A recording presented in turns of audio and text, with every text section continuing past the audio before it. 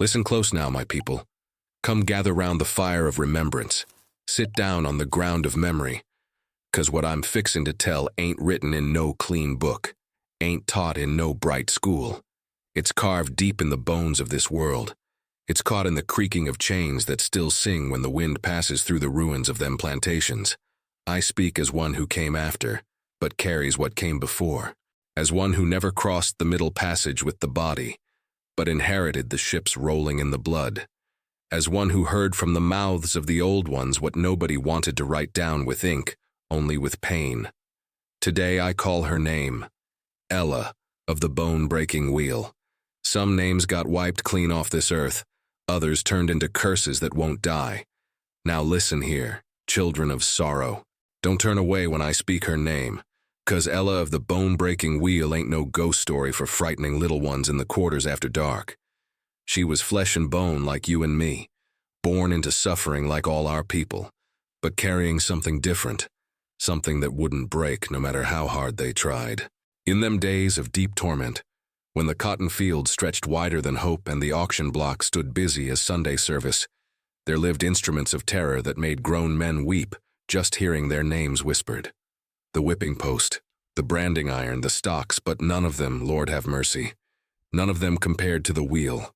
The bone-breaking wheel sat in the center of every plantation like a devil's altar, reminding every soul in bondage that there were fates worse than death. It was built of thick oak wood, seasoned in Carolina sun, until it was hard as iron, fitted with iron spokes that could stretch a body until bones popped like dry kindling. Sweet Jesus, the sound it made when it turned, like the grinding teeth of hell itself. Old folks say the wheel was brought over from the old country, where white men used it on their own kind. But here in the land of cotton and cruelty, it found new purpose.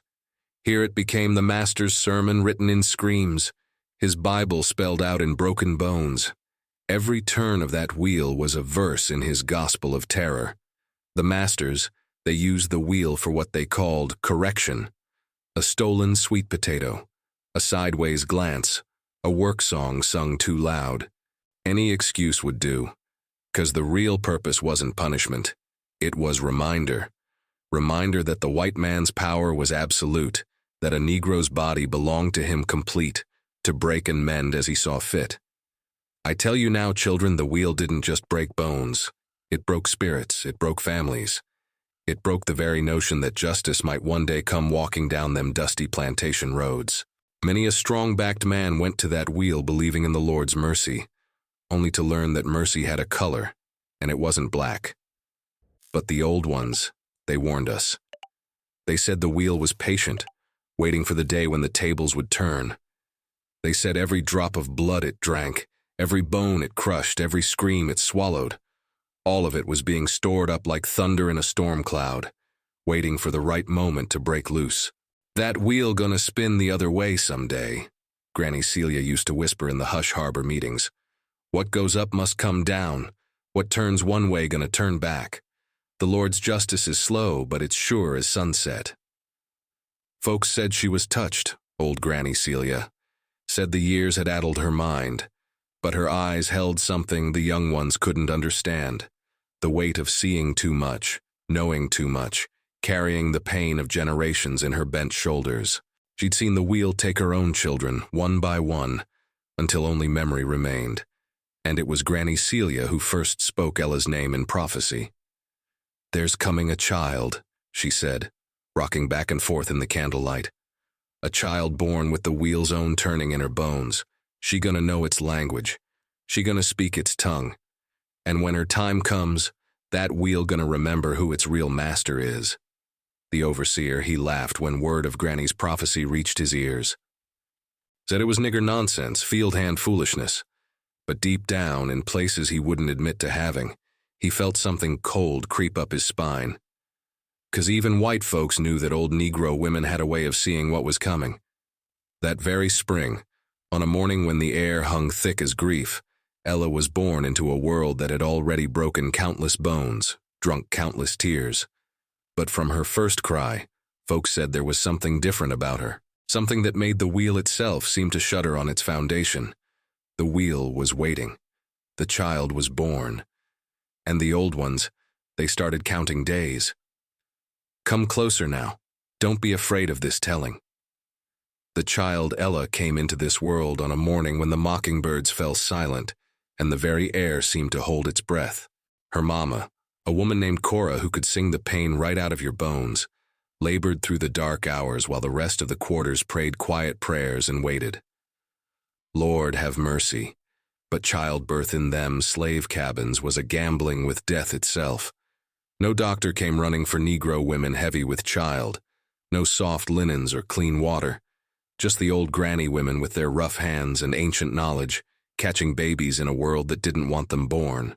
Cora had been sold to the plantation 3 summers past, her belly already rounding with Ella's life.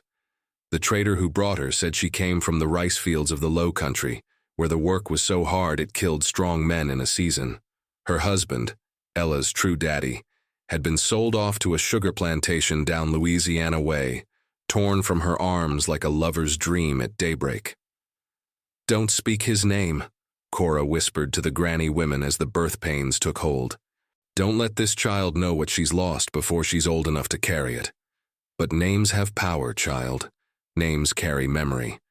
And though Cora tried to bury her man's name deep as a root, it lived on in the shape of Ella's eyes, the set of her small shoulders, the way she'd cock her head when listening, just like her daddy used to do when the field songs rose up from the cotton rows. The birth came hard, as births do when the world don't want what's being born. Cora gripped the rope hung from the cabin rafters, her cries mixing with the sound of the wheel turning in the yard outside, always turning, always reminding, always waiting. The baby seemed to fight against coming into such a world, holding fast to whatever darkness had kept her safe.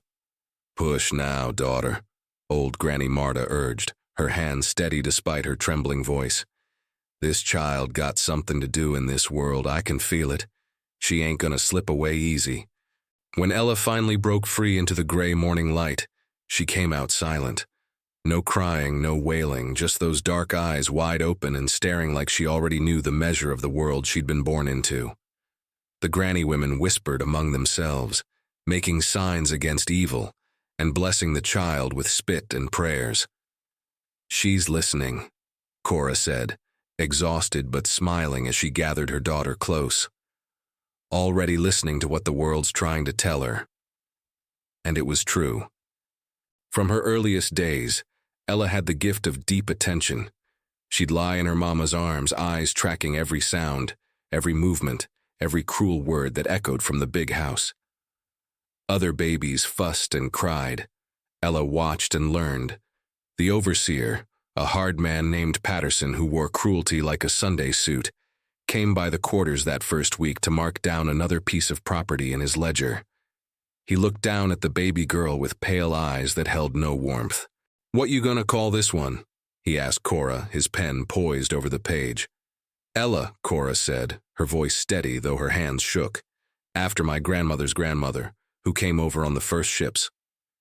Patterson scratched the name into his book without ceremony. Just another entry. Another soul counted as 3/5 for the master's taxes. But when he turned to leave, Ella's eyes followed him, steady and unblinking, like she was memorizing the face of her enemy. "That child's got the sight," Granny Marta whispered after Patterson was gone. "She's seeing things we can't see, understanding things she ain't old enough to understand." As the months passed and Ella grew from infant to toddler, her strange attentiveness only deepened. She'd sit quiet as stone while other children played, watching the wheels of daily cruelty turn. She saw women whipped for burning the biscuits, men beaten for moving too slow, children sold away from their mothers like livestock at market. But it was the sound of the wheel that seemed to call to her most. When it turned, when some poor soul was being broken for the master's pleasure, Ella would grow perfectly still, her small body tense with listening. Her mama would try to cover her ears, but Ella would push the hands away, needing to hear, needing to witness. "Don't shield her," Granny Sela advised one terrible afternoon when the wheel sang its bone-breaking song. "She got to learn what this world is. She got to know what she's being prepared for." And Cora, heartbroken but wise, Let her daughter listen to the symphony of suffering that was their daily bread.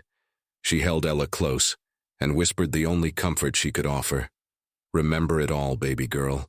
Remember every sound, every scream, every broken promise. 'Cause someday, somebody got to answer for all this pain. Ella grew quiet and watchful, learning the language of oppression before she could speak proper words. And in the quarters at night, when the old ones gathered to share their sorrows and their hopes, they'd look at the silent child and wonder what kind of reckoning she was being prepared to deliver. Now I tell you about the place where Ella's destiny was forged. That plantation that sat like a scar on the red clay of Carolina, spreading wider than a poor man's troubles. The Whitmore plantation, they called it, after the master who built his fortune on the bent backs of stolen people. 3,000 acres of cotton and cruelty, where the sun rose on suffering and set on sorrow. Picture it clear in your mind, children. The big house standing proud and white as a lie, with its columns reaching toward heaven like the master thought he belonged there. Verandas wrapped around it like arms embracing prosperity built on blood.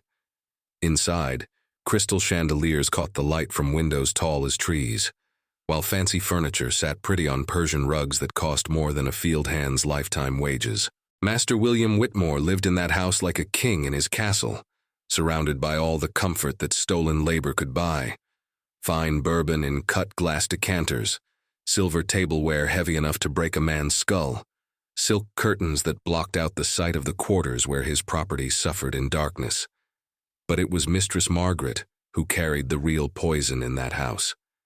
A thin-lipped woman with eyes like winter water, she moved through the rooms with the grace of a serpent, always watching, always finding fault. Her pleasure came from small cruelties. A servant girl slapped for breathing too loud, a house slave whipped for a speck of dust on the mantelpiece. Between the big house and the slave quarters stretched the cotton fields, row after endless row stretching toward the horizon like white-capped waves of misery. In picking season, those fields swarmed with bent figures moving through the bowls from can-see to can't-see, filling their sacks with the fiber that made white men rich and black bodies broken. The quarters themselves sat a safe distance from the big house, hidden behind a grove of twisted oaks hung with Spanish moss like mourning veils. 2 long rows of cabins faced each other across a packed dirt yard, each cabin housing a family or group of workers. The walls were rough-hewn pine, chinked with mud and moss. The roofs leaked when the rains came hard. In winter, the wind cut through gaps like a knife. But it was in the center of this yard, positioned so every soul could see it from their cabin door, that the true heart of Whitmore's power stood waiting. The bone-breaking wheel rose from its platform like a grotesque wooden cross, its spokes reaching out like the arms of a crucified giant. The wood was stained dark. Some said with weather, but the old ones knew better. That darkness came from blood and tears, soaked so deep into the grain that no amount of scrubbing could wash it clean. The wheel stood 8 feet tall, built from Carolina oak seasoned until it was hard as iron. Iron fittings held it to a central axle that turned smooth as silk, well oiled with the tears of the broken. 4 thick spokes divided its circumference, and at the end of each spoke sat an iron ring for binding wrists and ankles. When a body was stretched across that wheel, arms and legs spread wide, it looked like a man crucified on the altar of white supremacy. Patterson, the overseer, tended that wheel like other men tended gardens. He kept the wood oiled, the iron fittings rust-free, the platform swept clean of debris. It was his pulpit, his stage, his instrument of divine wrath. From this wheel he preached sermons in the language of agony, teaching lessons that books could never convey. The quarters lived in the shadow of that wheel, every soul knowing their turn might come with the next sunrise. Children learned to walk quiet past its platform. Women averted their eyes when they hung washing on the lines. Men worked extra hard in the fields, hoping their diligence might spare them another day. But for little Ella, growing up in that atmosphere of constant terror, the wheel held a different kind of fascination. While other children played at the far end of the quarters, away from its menacing presence, Ella would creep closer, drawn by something she couldn't name. She'd sit in the dust near its platform, small hands playing with roots and stones, while her dark eyes studied every detail of its construction.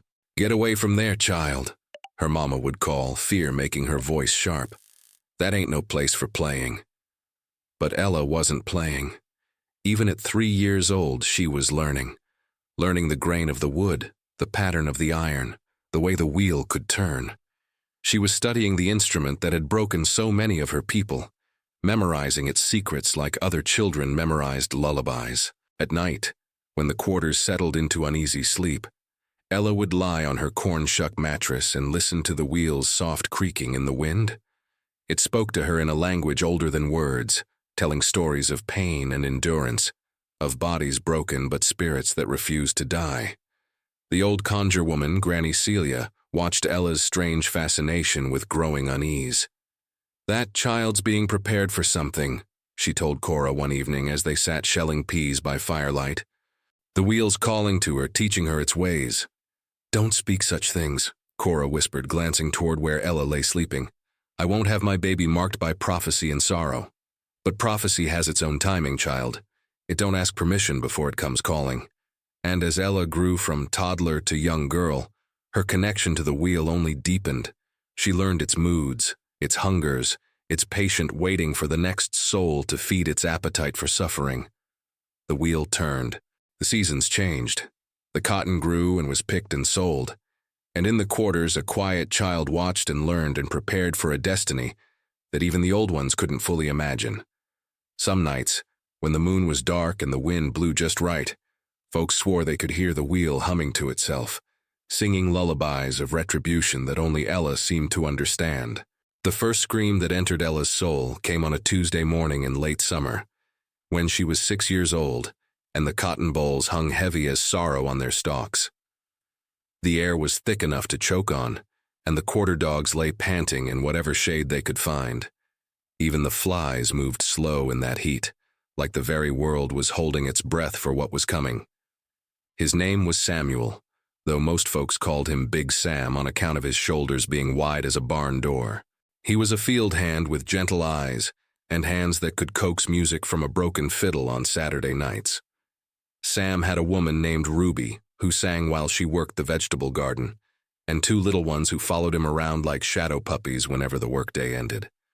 The trouble started over nothing, the way trouble always did when white folks needed an excuse for their cruelty. Sam had been working the rows since before sunrise, filling his quota, and then some, when the young master's hunting dog came tearing through the cotton, chasing after some poor rabbit. The beast knocked down near a dozen plants, trampling the bolls into the red dirt. Patterson, who'd been watching from horseback with his hat pulled low against the sun, rode over to survey the damage.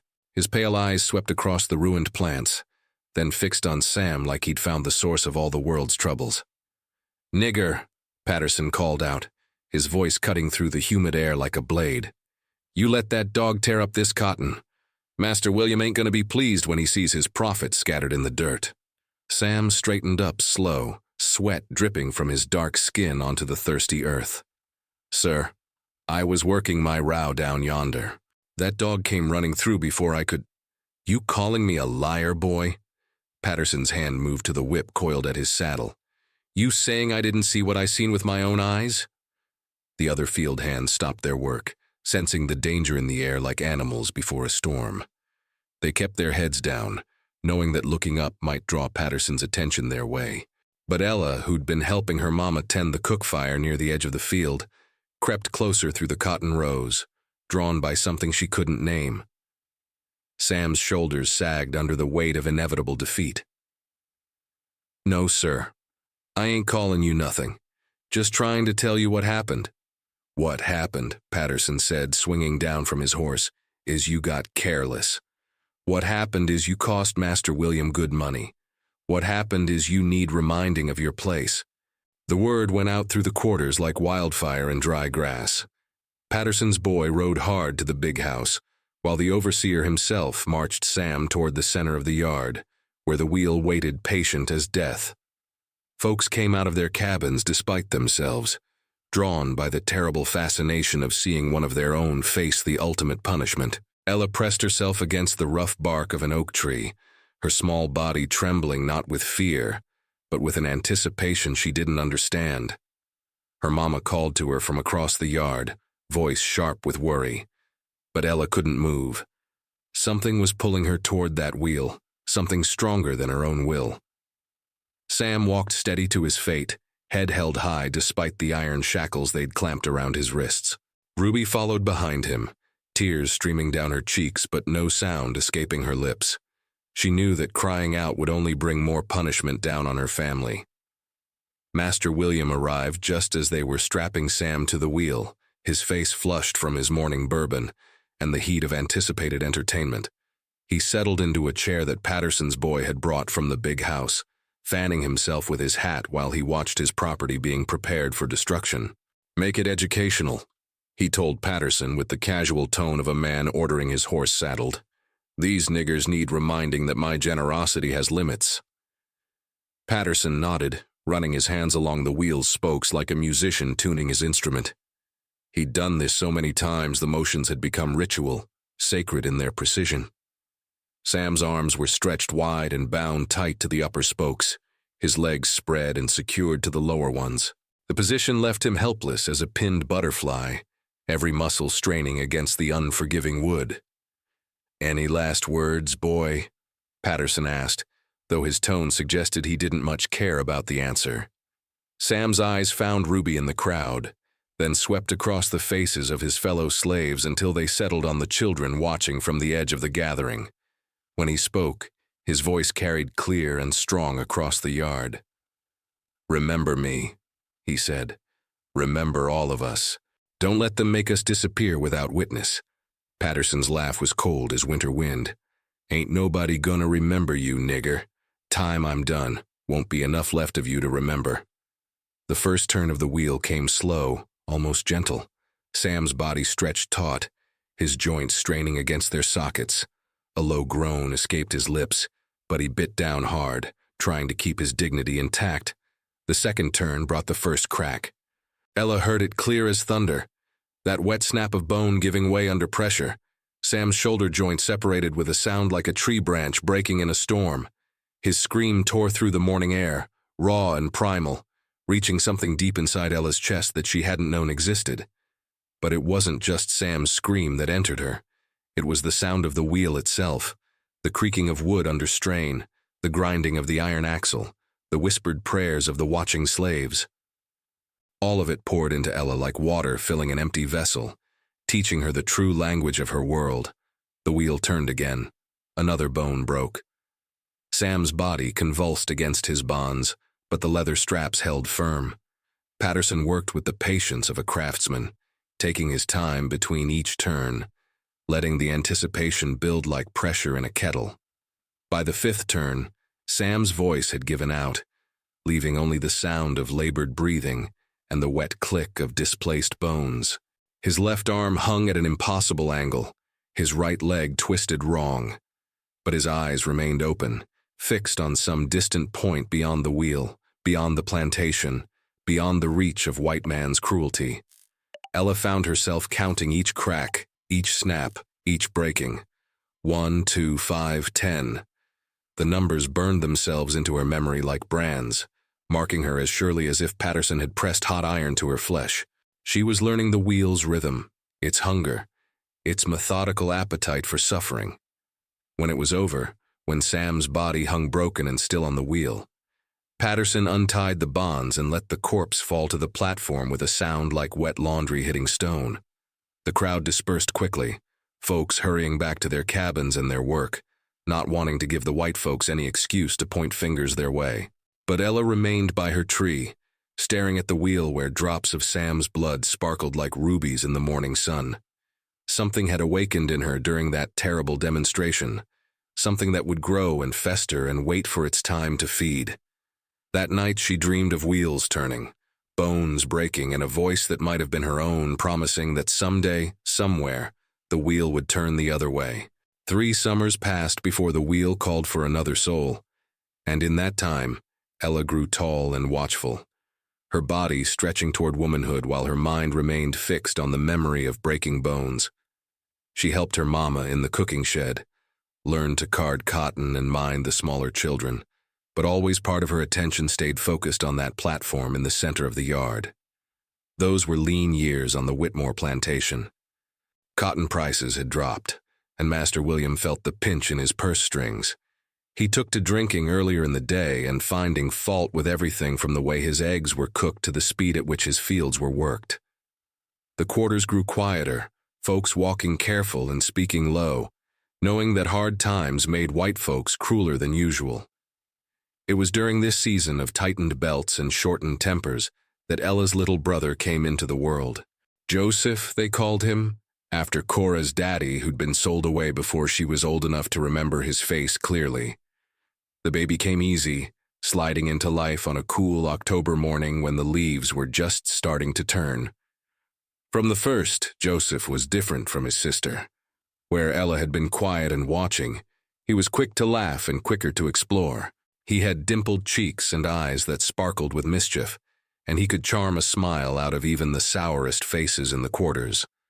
By the time he was walking, he was everybody's favorite, a bright spot in a world that didn't offer many reasons for joy. Ella loved her brother fierce and protective, the way a mother wolf loves her cubs. She carried him on her hip when her mama was busy, told him stories about brave rabbits who outwitted foxes, taught him to count by picking up smooth stones from the creek bed. Joseph followed her everywhere, chattering away in his baby talk, reaching his pudgy hands toward whatever caught his fancy. As Joseph grew from toddler to boy, his personality bloomed like a flower in spring sunshine. He had a gift for finding trouble, but such an innocent way about it that even Patterson would sometimes shake his head and walk away rather than reach for his switch. The boy could slip away from chores quicker than water through cupped hands, always turning up covered in mud and grinning like he'd discovered buried treasure. That child's gonna talk himself into a world of trouble, Granny Celia warned Cora one evening, as they watched 6-year-old Joseph trying to catch fireflies with a broken gourd. He got too much spirit for this place, too much light for these dark times. But Cora just smiled and pulled her son closer, breathing in the sweet smell of his hair. "Let him be a child while he can," she said. "The world's gonna teach him sorrow soon enough." The trouble came, as trouble always did, when Joseph was 8 years old and the cotton was coming in heavy. It was late September, and the fields buzzed with activity from sunup to sundown. Every able body worked the harvest, even the children who could barely reach the bowls. Joseph worked alongside the adults, his small fingers nimble at plucking cotton, his harvest sack dragging behind him like a faithful dog. The day it happened started no different from any other. The sun rose red and angry, promising another scorcher. The field hands gathered their sacks and headed out to the rows while the dew was still heavy on the plants. Joseph had been assigned to work near the equipment shed, where the smaller children could be watched more easily. Patterson had been in a foul mood all week, nursing a grudge against the world in general, and the slaves in particular.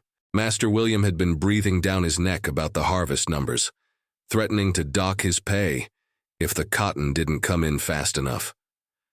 A man with that much anger needs somewhere to put it, and plantation overseers always found their targets among the powerless. The accident, if you could call it that when the outcome seemed so inevitable, happened just after the noon rest.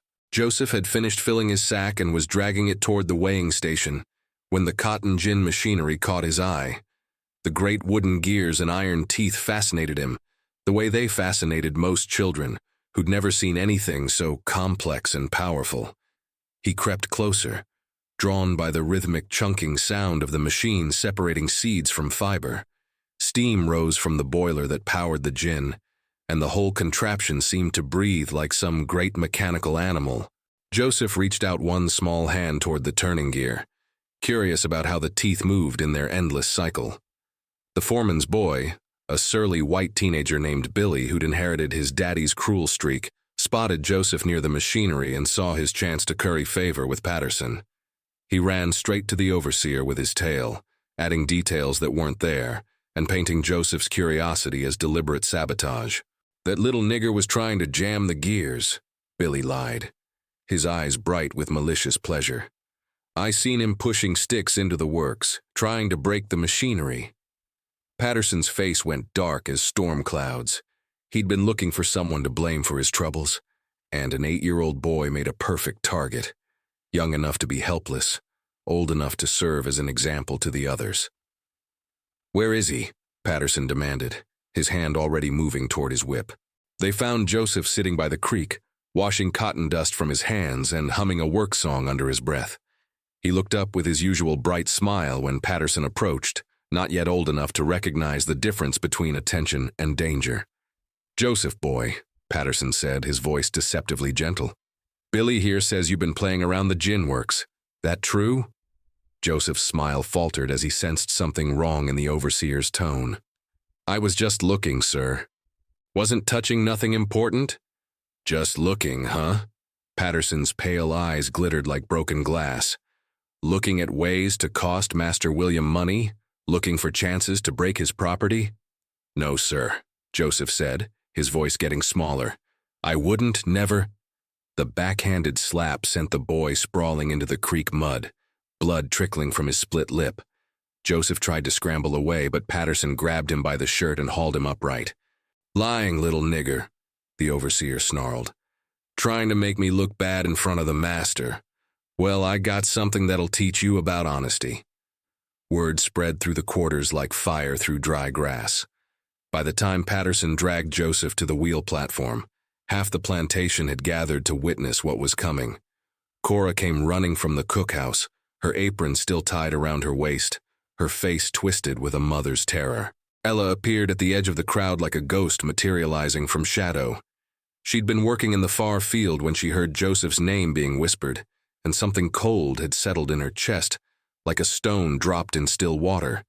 She pushed through the press of bodies until she could see the platform clearly, see her baby brother standing small and trembling before the wheel that had haunted her dreams.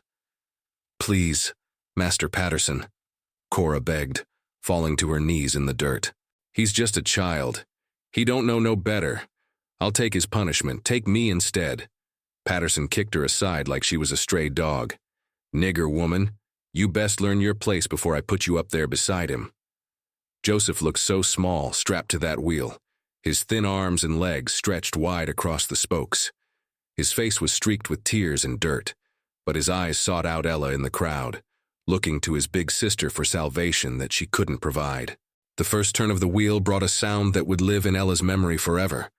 Not just the crack of breaking bone, but the particular note of Joseph's scream, high and pure as a church bell calling the faithful to prayer. Something vital broke inside Ella at that moment, something that would never heal properly. She counted the turns, 1, 2, 3, each one accompanied by her brother's diminishing cries, each one carving itself deeper into her soul. When his small voice finally gave out, she kept counting in silence. 7, 8, 9.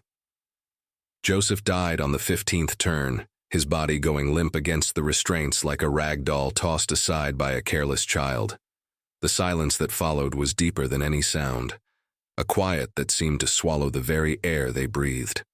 Patterson untied the broken body and let it fall to the platform with casual indifference. "Let that be a lesson," he announced to the assembled slaves. "Master William's property is not to be trifled with."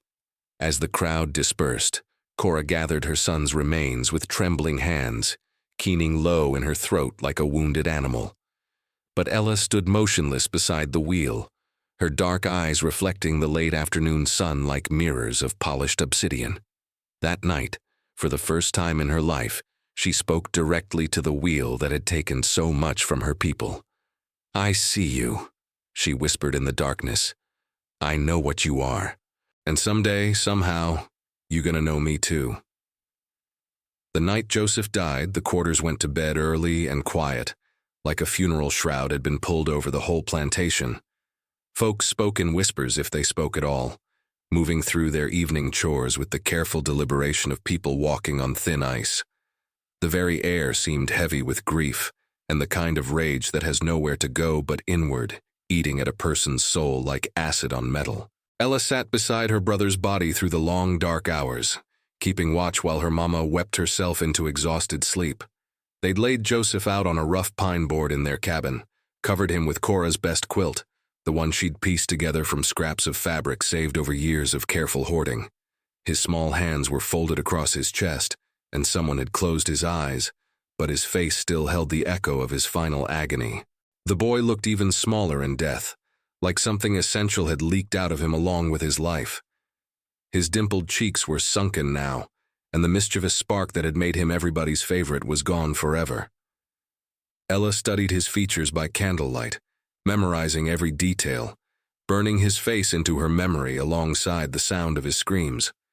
Outside, the wheel stood silent on its platform, but Ella could feel it waiting, patient as death itself, hungry for the next soul to feed its appetite for suffering. She wondered how many of her people had died on that instrument of torture, how many mothers had wept over broken children, how many families had been shattered for the entertainment of white folks who saw Negro pain as just another form of recreation. As dawn approached, painting the cabin walls with pale gray light, the old women came to prepare Joseph's body for burial. Granny Marta arrived first, her bent frame moving slow but sure, carrying a basin of water and clean rags. Behind her came Granny Celia, the conjure woman whose prophecies carried the weight of ancestral wisdom, and old Sister Ruth who'd midwifed half the babies in the quarters and laid out just as many of the dead.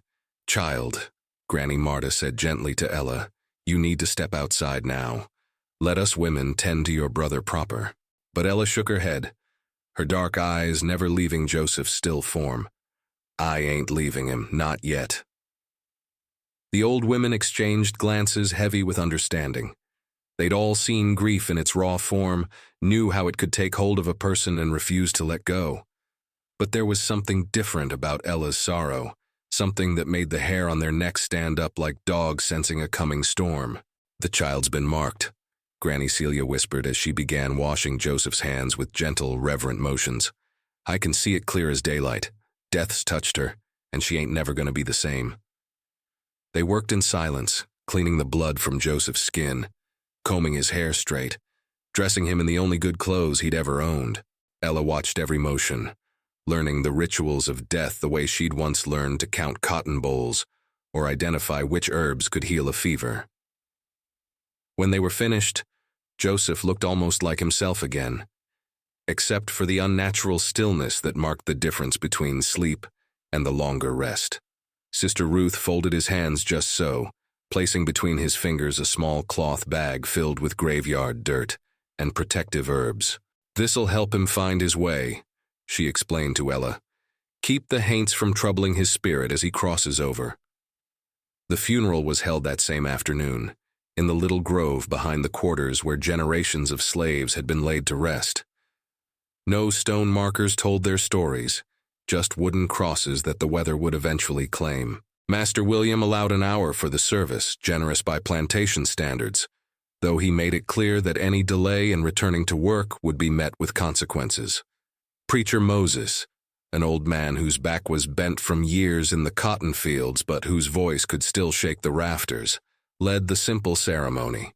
He spoke of Joseph's innocent spirit, his bright laughter, the way he could find joy even in the darkest circumstances.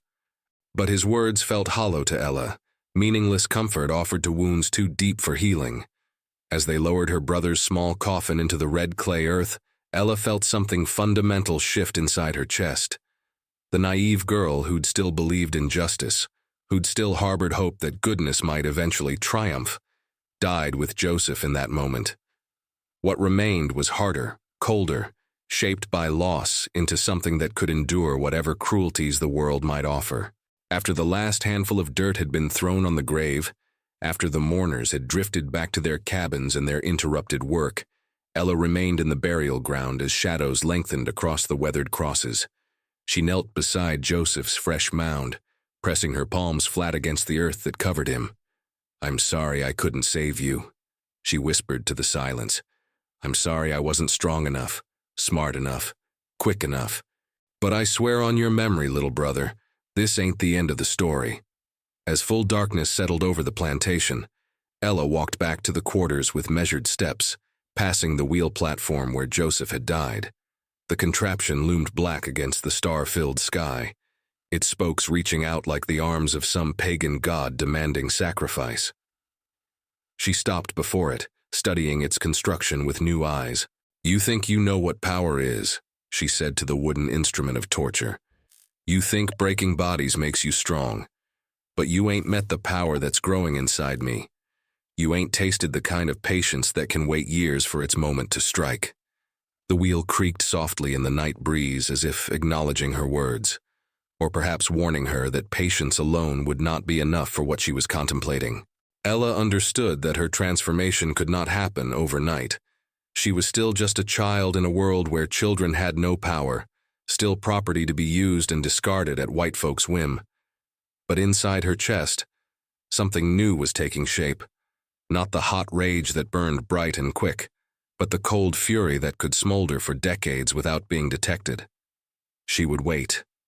She would watch.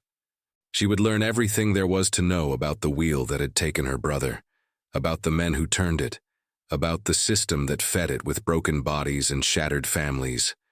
And when her time came, when she was strong enough, clever enough, patient enough, she would teach that wheel a new kind of lesson.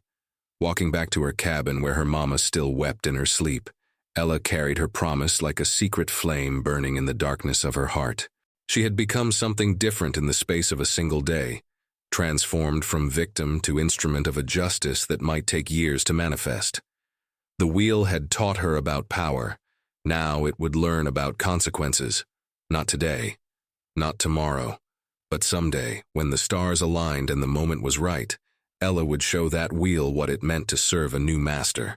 In the quarters that night, some folks said they could hear whispers on the wind, voices of the dead calling for vengeance, ancestors stirring in their unmarked graves. But Ella knew better. Those whispers weren't coming from the past. They were promises being made to the future. 10 long years passed like a slow-burning fever after they buried little Joseph in that unmarked ground. 10 years of cotton seasons and cruel summers, of watching the wheel take more souls while Ella grew from grieving child into a woman whose silence carried the weight of accumulated sorrow. Her body stretched tall and lean. Her hands grew strong from field work.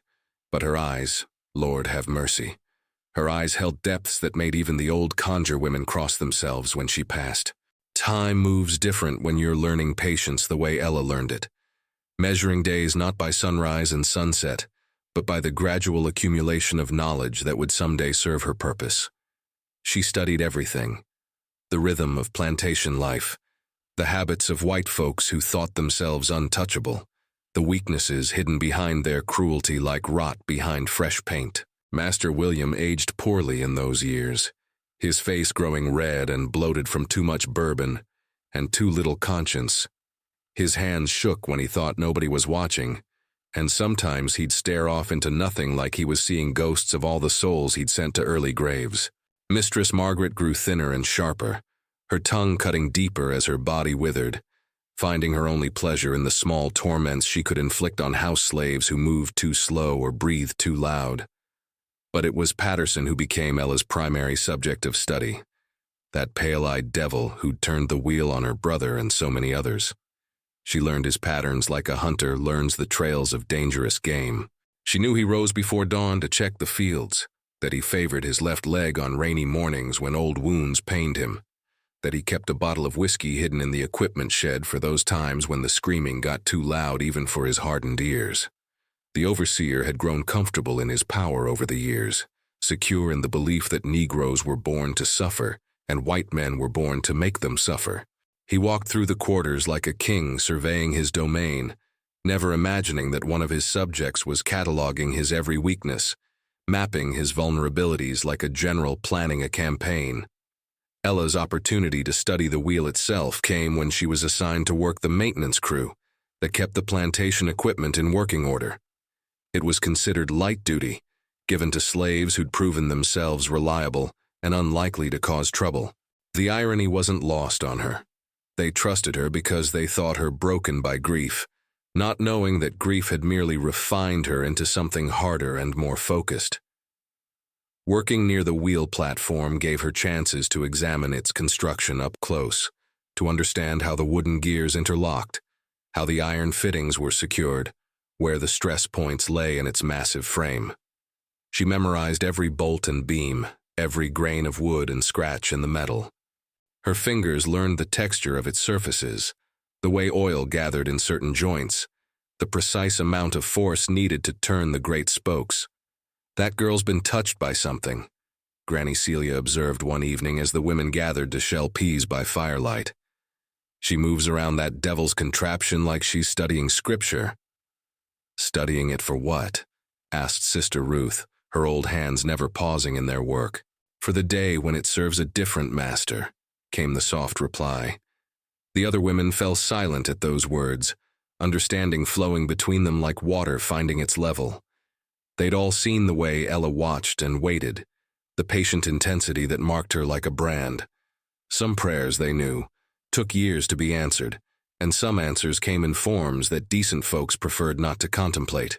During those years of observation, Ella came to understand the fatal flaw in the white man's system of terror. They believed their power was absolute because they'd never seen it truly challenged. They grew careless because they couldn't imagine that those they oppressed might be capable of more than cowering submission. Their confidence in their own superiority blinded them to the intelligence and determination growing in the very people they thought they'd broken. Patterson, especially, had developed the casual arrogance of a man who'd never faced real consequences for his cruelty. He left his keys hanging loose on his belt, secure in the knowledge that no slave would dare reach for them. He slept sound in his cabin at night, never posting guards because he couldn't conceive of danger coming from the quarters. He walked alone through the fields after dark, convinced that his authority was armor enough against any threat. Ella noted all of these things, filing them away in the growing arsenal of her memory. She learned which house slaves could be trusted with secrets and which ones would run straight to the big house with tales. She discovered the hidden paths through the woods that the masters didn't know about, the creek crossings that could hide footprints, the places where a person could move unseen if they knew the landscape well enough. Most important of all, she learned to mask her true intentions behind a facade of humble compliance. She kept her eyes downcast in the presence of white folks, spoke only when spoken to, performed her assigned tasks with the kind of reliability that made overseers forget she existed.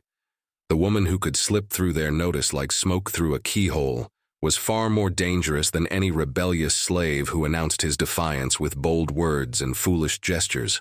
As Ella's 20th year approached, she felt her preparation nearing completion. Her body was strong from years of field work, her mind sharpened by constant observation, her resolve tempered in the forge of accumulated grief. She'd become something the plantation system had never imagined, a weapon disguised as a victim, a predator hidden behind the mask of prey. The wheel still turned when Patterson needed to make examples, still broke bones and shattered families with mechanical precision. But now it had a witness who understood its workings completely, who'd learned to think like the machine itself. Ella knew that wheels could turn in more than one direction, that what went up on the spokes could come down again, that patient hands could redirect even the most terrible momentum. She began to sense that her time was approaching, the way animals sense coming storms in their bones.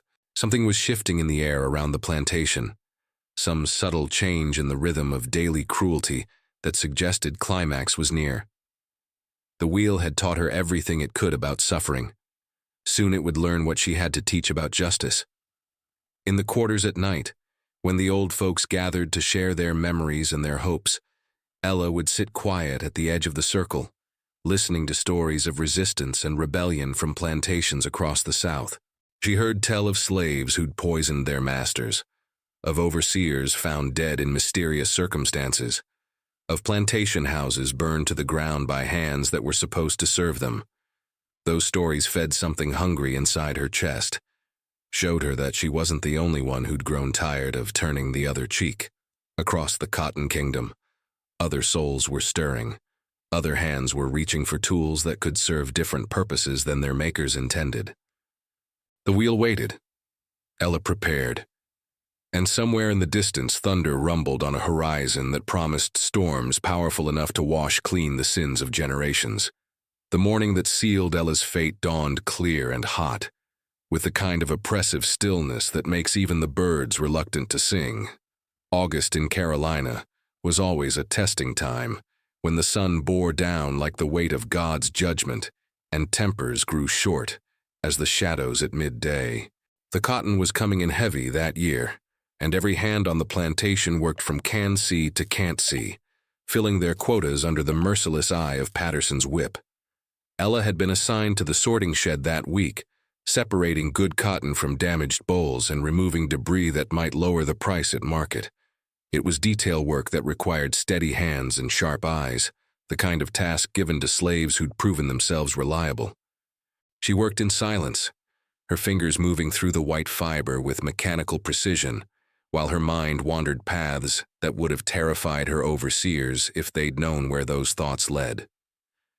The trouble started over something so small, it might have been nothing on a different day under different circumstances. Ella was bent over her sorting basket when Master William's nephew arrived for his monthly inspection.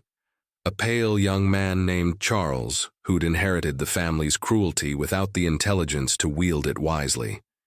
He'd been drinking since breakfast, celebrating some business success with liquid courage that made him bolder than his limited experience warranted. "Uncle William," Charles said, his voice carrying the particular arrogance of men who'd never worked an honest day, "I believe you're too gentle with these niggers. Down in Mississippi, we know how to keep field hands in their proper place."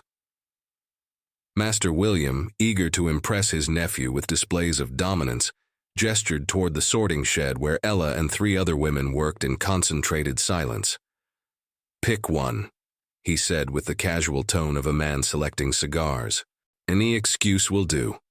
Charles surveyed the working women like a buyer at auction, his bloodshot eyes lingering on each bent back and lowered head. When his gaze settled on Ella, something cold slithered down her spine. Not fear exactly, but recognition. She'd felt this moment approaching for months, sensed it gathering like storm clouds on the horizon of her destiny. "That one," Charles said, pointing at Ella with one manicured finger. "She's got too much pride in her posture. Needs reminding that she's property, not people." It was then that Ella made her mistake, or perhaps fulfilled her fate, depending on how you measured such things. Instead of keeping her eyes fixed on her work, instead of maintaining the facade of submission that had protected her for so many years, she looked up. Just for an instant, her dark eyes met Charles's pale ones across the dusty space of the sorting shed. In that brief contact, something passed between them that had nothing to do with the plantation's hierarchy of power. Ella saw a weak man trying to prove his strength through cruelty. Charles saw something that made him step backward involuntarily, something that reminded him that beneath the surface of every enslaved person burned a human soul that no law could truly own. "Did you see that?" Charles's voice cracked like a boy's, high and shrill with outrage. "That nigger wench looked at me direct, stared me down like she thought she was my equal." Patterson, who'd been hovering nearby like a carrion bird waiting for opportunity, stepped forward with the eagerness of a man who'd found excuse for the violence he carried inside him like a poison. His pale eyes glittered with anticipation as he studied Ella's still form. "That true, girl?" he asked, his voice deceptively quiet. "You forget your place so complete that you'd look a white man in the eye like you got the right?" Ella straightened slowly, setting down the cotton she'd been sorting with hands that remained perfectly steady. She could have denied it, could have begged forgiveness, could have thrown herself on their mercy and perhaps received only a beating instead of what she knew was coming. But something inside her had grown too large for pretense, too proud for the groveling that might have saved her. "I looked up to see who was speaking," she said, her voice calm as still water. "Didn't know that was a crime worth mentioning." The words hung in the air like smoke from a funeral pyre, carrying more weight than their simple meaning might suggest. In those few sentences, Ella had crossed a line that couldn't be uncrossed, challenged the fundamental assumptions that held the plantation system together. Patterson's face flushed red as fresh blood. "Crime worth mentioning? Nigger, you just committed the only crime that matters, forgetting what you are." Master William stepped forward, his own face dark with the kind of rage that comes from having authority questioned by those who have no right to question it. 20 years I've fed you, clothed you, given you shelter. This is how you repay my Christian kindness? With insolence and disrespect? I've worked every day since I was old enough to carry a cotton sack. Ella replied, still maintaining that dangerous calm. Earned my keep and more besides. Don't reckon that counts as charity. The silence that followed was so complete it seemed to swallow sound itself. Even the other women in the shed stopped their work, sensing that they were witnessing something that would be talked about in the quarters for generations to come. The moment stretched taut as a bowstring, pregnant with consequences that everyone present understood without need for explanation. Charles laughed first, a nervous sound that broke the tension like glass shattering. "Uncle, you've got yourself a philosopher. Maybe she needs schooling in the difference between work and gratitude." "She needs more than schooling," Patterson growled, his hand moving instinctively toward the whip coiled at his belt. "She needs breaking, complete and permanent." Master William nodded slowly, his decision settling over the scene like a shroud. Indeed, 20 years of indulgence has made her forget her nature. Time for a reminder that no amount of service earns a nigger the right to sass white folks. They ordered Ella to step away from her workstation, to walk out of the shed, and into the blazing sunlight, where her fate waited on its wooden platform. She moved with the same deliberate grace she'd maintained throughout the confrontation, showing no sign of the fierce joy that was beginning to bloom in her chest like a dark flower, finally finding its season. Behind her, she could hear Patterson sending word through the quarters that there would be a demonstration that afternoon, that all work would stop, so every slave on the plantation could witness what happened to those who forgot their place. The familiar rhythm of preparation began, the gathering crowd, the anticipatory silence, the awful ceremony of power reasserting itself through carefully orchestrated pain. But as Ella walked toward the wheel that had haunted her dreams and shaped her destiny, she felt no fear, only a strange sense of completion, as if pieces of a puzzle that had been scattered for 20 years were finally clicking into place. She'd spent a decade learning the wheel's secrets, studying its construction, understanding its weaknesses. Now it was time to discover whether her education had been thorough enough for what she intended to teach in return. The platform grew larger as she approached it, the wheel's spokes reaching toward her like arms that had been waiting to embrace her since the day she was born. Soon she would know whether patient preparation could overcome brute force, whether intelligence could triumph over institutional cruelty. Soon the wheel would learn what it meant to serve a student who'd graduated from the school of suffering and earned her degree in the art of turning pain into purpose. The walk from the sorting shed to the wheel platform measured no more than 50 yards across the packed earth of the plantation yard, but it stretched before Ella like the longest journey of her life. Each step carried the weight of accumulated years, each footfall echoing with the memories of all who'd made this same terrible passage before her. The red clay dust rose up around her ankles with every movement, coating her skin with the same earth that had drunk the blood of her people for generations. Word of her punishment had spread through the quarters with the speed of wildfire in dry grass. Slaves emerged from cabins and work sheds, drawn by the awful magnetism of witnessing another of their own face the wheel's hunger. They came reluctantly, knowing that Master William required their presence at such demonstrations, that absence would be noted and punished. But more than fear compelled them. There was something different about this gathering, something that made even the oldest and wisest among them feel the stirring of possibilities they'd thought long dead. Ella could feel their eyes upon her as she walked, hundreds of gazes boring into her back, with mixtures of sympathy, fear, and something else, a flicker of hope so fragile that most dared not acknowledge it even to themselves. She kept her spine straight and her chin level, refusing to give the white folks the satisfaction of seeing her cower. If this was to be her day of reckoning, she would meet it with the dignity that no amount of brutality could strip away. Patterson walked beside her, close enough that she could smell the whiskey on his breath and hear the leather of his boots creaking with each step. His pale eyes kept flicking toward her face, searching for signs of the fear and submission he expected to see. When he found neither, his jaw tightened with the frustration of a man whose authority had been questioned by one he considered his natural inferior. "You could still beg," he said quietly, his voice pitched low so the watching crowd couldn't hear. "Get down on your knees and plead for mercy.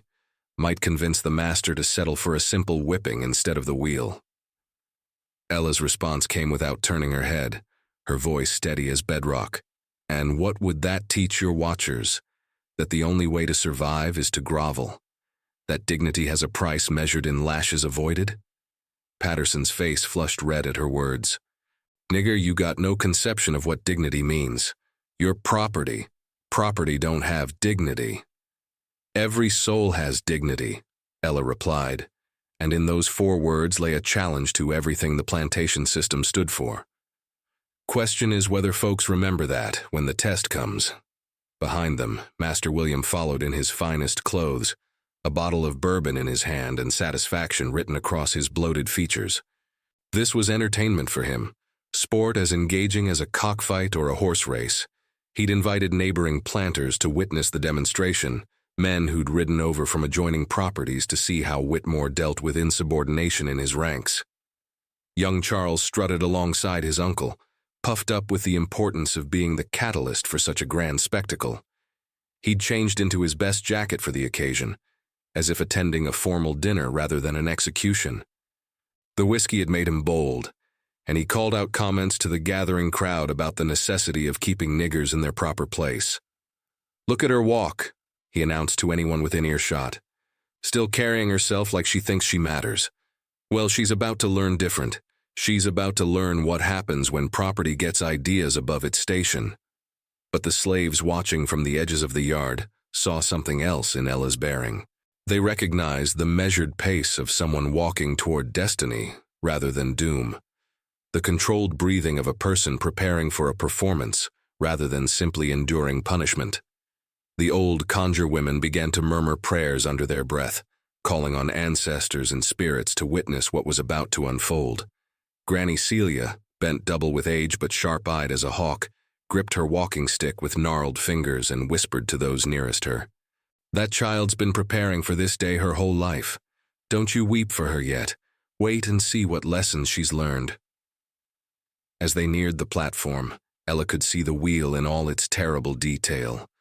20 years of study had made her intimate with every aspect of its construction, but approaching it as victim rather than observer brought new clarity to her perception.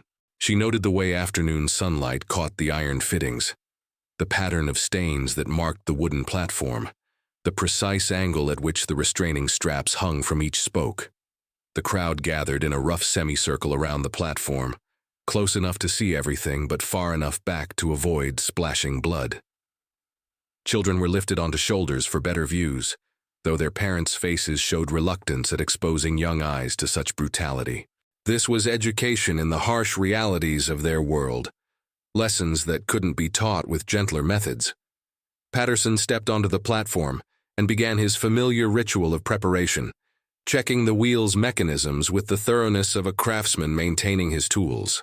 He tested the gyve in the restraining straps, examined the iron rings that would secure her limbs, ran his hands along the wooden spokes to ensure they would turn smoothly when the time came.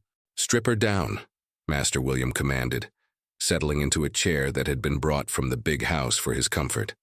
"Let everybody see what they're looking at. Let them understand that there's no shame too deep for a nigger who forgets her place." But when Patterson reached for the buttons of Ella's dress, something unexpected happened.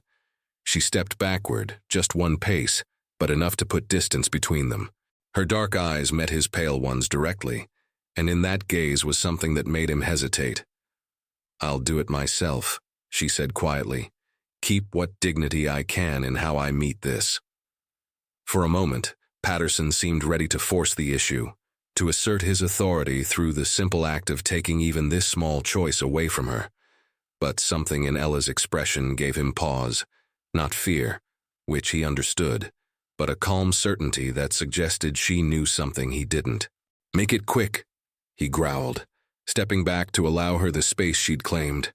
Ella's hands moved with deliberate slowness as she undressed, not from shame but from a desire to control even these final moments of preparation.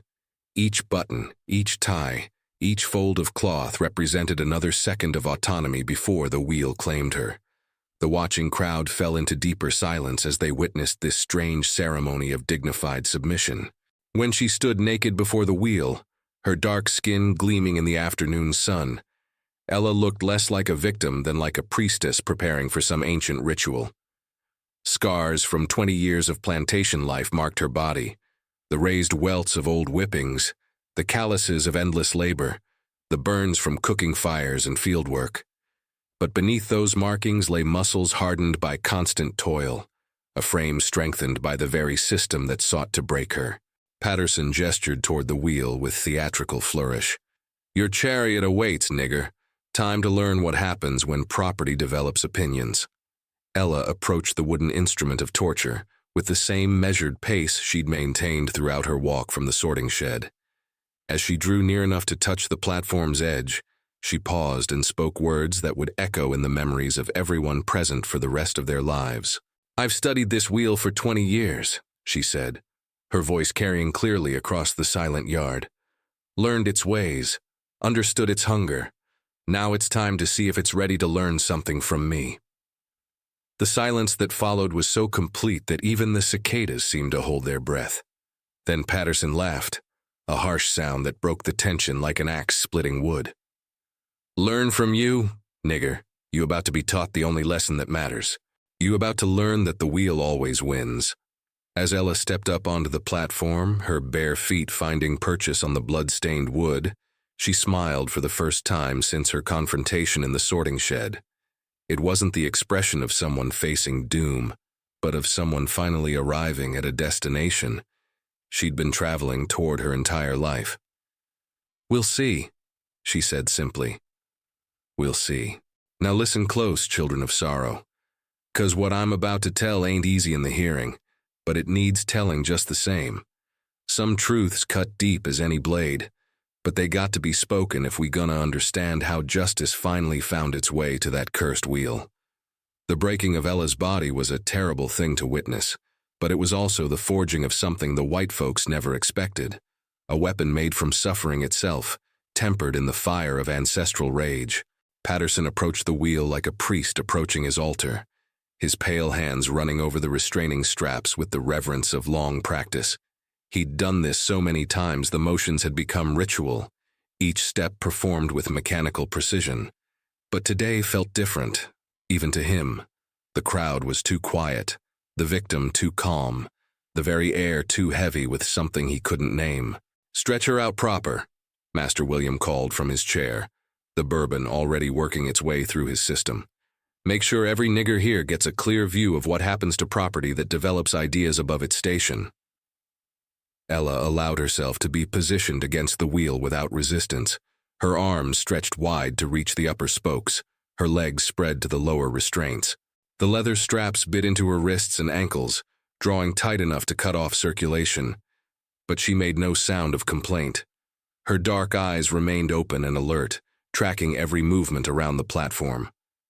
Patterson secured the final strap and stepped back to admire his work. Ella hung suspended against the wheel like a dark star spread across wooden spokes, her body already beginning to strain against the unnatural position. The crowd pressed closer, drawn by the terrible magnetism of witnessing ultimate power assert itself over ultimate powerlessness. "Any last words, nigger?" Patterson asked, his voice carrying the mock courtesy he always employed before beginning his work. "Any apologies you want to make before we commence your education?" Ella's response came clear and steady, carrying across the silent yard to reach every ear present.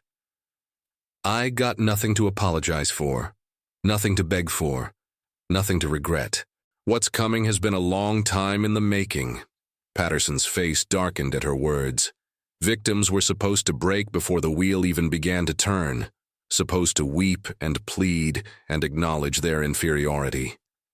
Ella's continued defiance threatened the very foundation of his authority, suggested that fear might not be as absolute as he'd believed. "We'll see how long that pride lasts," he snarled, moving toward the wheel's control mechanism. "We'll see what tune you sing when your bones start snapping like dry kindling." The first turn came slow, almost gentle. The wheel creaked on its well-oiled axle as Ella's body was stretched beyond its natural limits. Her joints strained against their sockets, ligaments pulling taut as bowstrings. A low groan escaped her lips, but her eyes remained fixed on Patterson's face with an intensity that made him uncomfortable. "Count them," she said, her voice strained but still audible. "Count every turn. Count every bone. Make sure you remember the number when it's done." Patterson paused, confused by her strange request. Victims weren't supposed to give orders, weren't supposed to maintain any control over their own torture, but something in Ella's tone compelled him to respond. "1," he said grudgingly, then applied more pressure to the wheel's mechanism. The second turn brought the first crack, a wet snap that echoed across the yard like a gunshot. Ella's left shoulder joint separated with a sound that made strong men wince, but instead of the scream Patterson expected, she exhaled slowly and deliberately. "2," she said, her voice somehow steadier than before. "Keep counting. Don't lose track." By the fifth turn, 3 more joints had given way with sounds like tree branches breaking in a storm. Ella's left arm hung at an impossible angle, her right leg twisted wrong at the knee. But still she counted, still she breathed with that same deliberate rhythm, still her eyes held that unnerving intensity. The crowd watched in horrified fascination as the wheel continued its methodical work. This wasn't like other demonstrations they'd witnessed. Other victims screamed until their voices gave out, begged until their spirits broke, died with terror written across their features. Ella seemed to be participating in her own destruction, guiding it somehow, turning her torture into something that looked almost like a ceremony.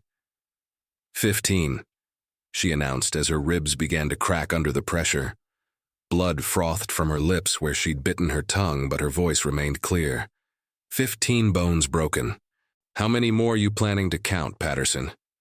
The overseer's hands shook as he worked the wheel's mechanism, sweat pouring down his face despite the late afternoon breeze. He'd expected this to be like all the others, a demonstration of white supremacy written in Negro agony. Instead, it was becoming something else entirely, something that made him feel like the victim rather than the torturer. 30, Ella said when her pelvis cracked like an egg. 30 bones broken, and I'm still counting, still breathing, still watching you sweat like a man who knows he's made a mistake. Master William rose from his chair, his own face pale beneath its coating of bourbon flush. Patterson, what's wrong with her? Why isn't she screaming proper? Why isn't she begging? But Patterson had no answer. In 20 years of operating the wheel, he'd never encountered anything like this.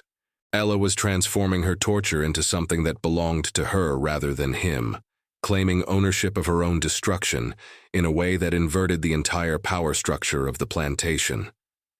50, Ella announced as the wheel reached its maximum extension, her body stretched and broken beyond any hope of survival. 50 bones broken, and you know what I see in your eyes now, Patterson. I see fear. I see a man who's starting to understand that he ain't breaking me. He's creating me. The silence that followed was deeper than any scream. Ella hung motionless against the wheel, her body shattered, but her spirit somehow intact, radiating a power that even the white folks could feel. When she spoke again, her voice was barely a whisper, but it carried to every corner of the yard. "When this wheel turns again," she said, "it won't be turning for you." Patterson released the mechanism with hands that trembled like leaves in wind. Ella's body sagged against the restraints, finally still, finally silent. Blood pooled beneath the platform, and her chest barely rose with each labored breath. "She's done," Master William announced with forced confidence. "Leave her there till morning. Let the others see what's left when the wheel finishes its work." As the crowd dispersed and the white folks returned to their big house and their bourbon, Ella remained suspended against the wheel like a broken doll. But in the fading light of evening, those who looked closest swore they could see her chest still rising and falling with the rhythm of someone who refused to die. 57 bones broken, body shattered, spirit unbroken. The wheel had done its work. Now it would learn what work remained to be done. The evening that followed Ella's torture settled over the plantation like a fever dream, heavy with the kind of silence that speaks louder than any sound. The white folks retired to the big house to celebrate their demonstration of power with fine whiskey and self-congratulation, while the slaves crept back to their quarters carrying the weight of what they'd witnessed. But none of them could shake the feeling that something fundamental had shifted during those terrible hours at the wheel. Master William sat in his parlor, surrounded by the visiting planters who'd come to witness his handling of insubordination. They raised their glasses in toast after toast, praising his firm hand and the effectiveness of his methods. But beneath their words lay an undercurrent of unease that none of them wanted to acknowledge. They'd expected to see a routine breaking, a familiar demonstration of white supremacy written in Negro suffering. Instead, they'd witnessed something that challenged their most basic assumptions about power and control. "Strangest thing I ever seen," muttered Colonel Henderson from the neighboring plantation, swirling bourbon in his crystal glass. "That nigger woman acted like she was conducting her own execution, like she knew something we didn't." "Nonsense," Master William replied, though his voice carried less conviction than his words. "Just another field hand who thought she was special. The wheel taught her different, same as it always does." But even as he spoke, William couldn't shake the memory of Ella's eyes during those final moments on the wheel. They hadn't held the defeated look of the broken, but something else entirely, something that looked almost like satisfaction, as if she'd accomplished exactly what she'd set out to do. Patterson, meanwhile, had retreated to his cabin with a bottle of his strongest whiskey, trying to wash away the taste of fear that had filled his mouth during the demonstration. He'd operated that wheel hundreds of times, broken thousands of bones, reduced countless strong bodies to bloody ruin. But he'd never encountered anything like Ella's response to torture. "She was counting," he muttered to himself between swallows of burning liquor. "Counting her own bones breaking like she was keeping score. What kind of nigger does that? What kind of person makes a game out of their own dying?" Outside his window, the wheel platform stood silent in the gathering darkness, Ella's broken form still suspended against its spokes. Patterson had left her there on Master William's orders, both as a warning to other slaves, and as proof that even the strangest resistance eventually succumbed to superior force.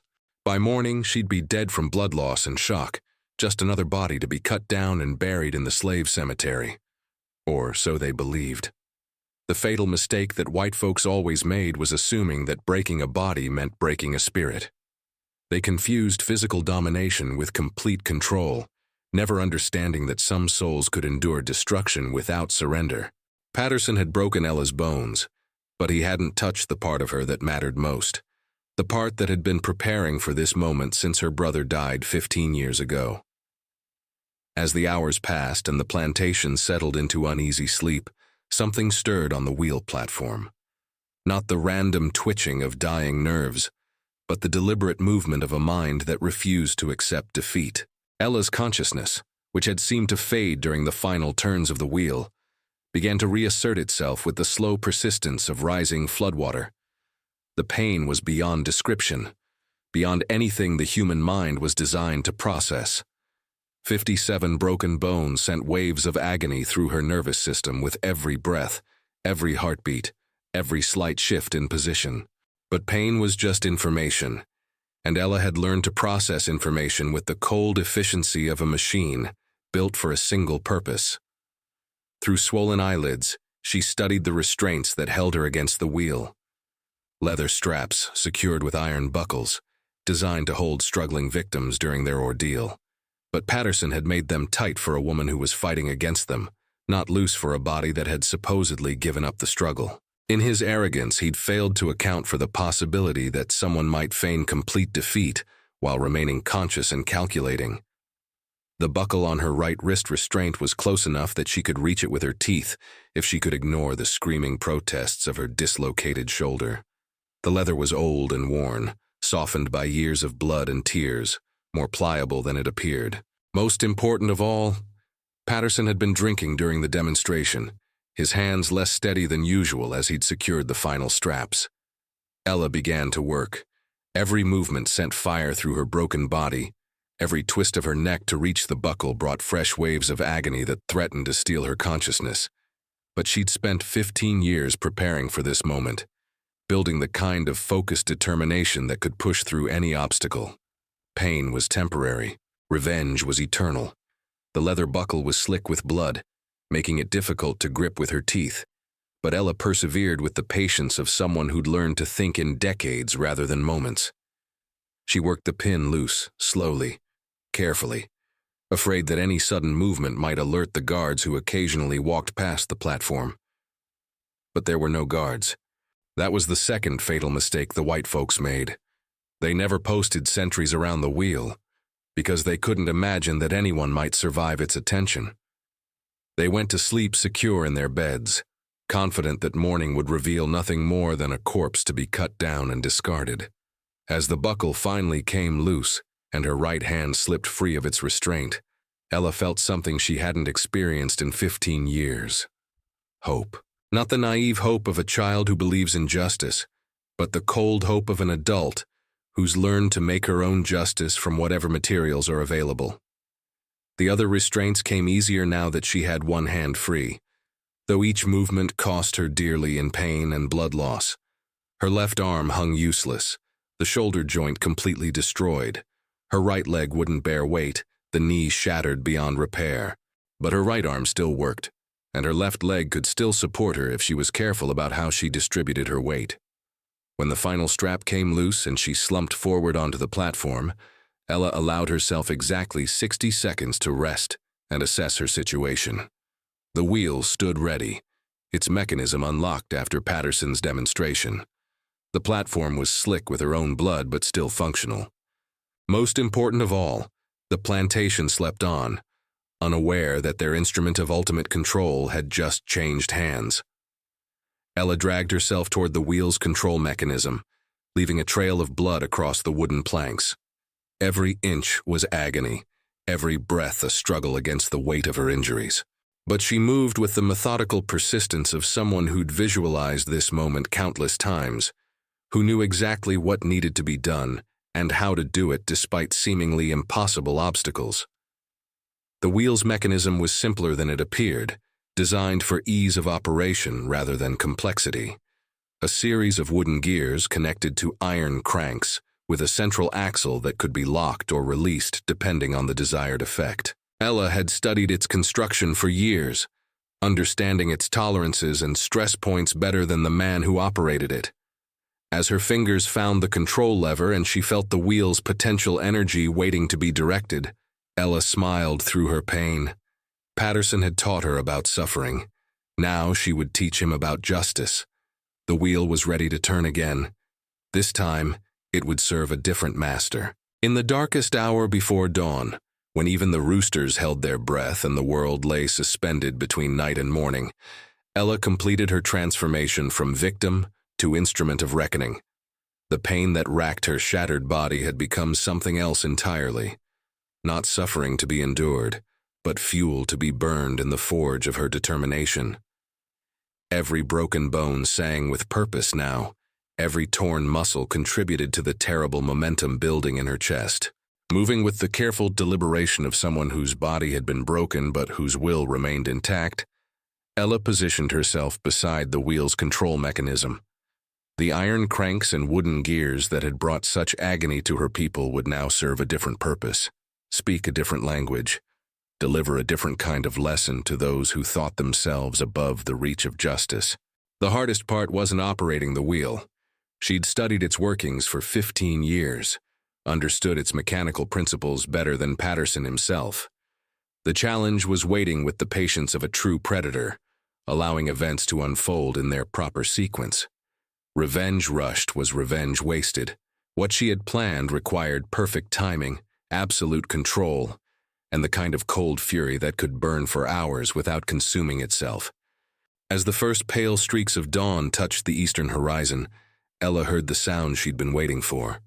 Footsteps on the path from the big house. Patterson always came to check his work when morning broke, partly from professional pride and partly from the simple pleasure of seeing his handiwork in the clear light of day. He expected to find a corpse hanging from the wheel, another successful demonstration of white supremacy's absolute power. Instead, he would find education. Ella pressed herself against the wheel's support structure, using its bulk to hide her presence, while still maintaining access to the control mechanism. Her breathing came shallow and quick, not from fear, but from anticipation. Every night for 15 years, she'd dreamed of this moment. Every day of preparation had led to this convergence of opportunity, ability, and unbreakable will. Patterson's footsteps grew closer, accompanied by the low whistle he always made when he was pleased with himself. He'd spent the night drinking and boasting about his skill with the wheel, accepting congratulations from the visiting planters who'd witnessed his demonstration. By morning, he'd convinced himself that Ella's strange behavior during her torture had been nothing more than the delirium of a dying mind. "Time to cut down another nigger corpse," he muttered as he climbed the steps to the platform, already reaching for the knife he used to remove restraints from the dead. Teach the others what happens when property gets ideas above its station.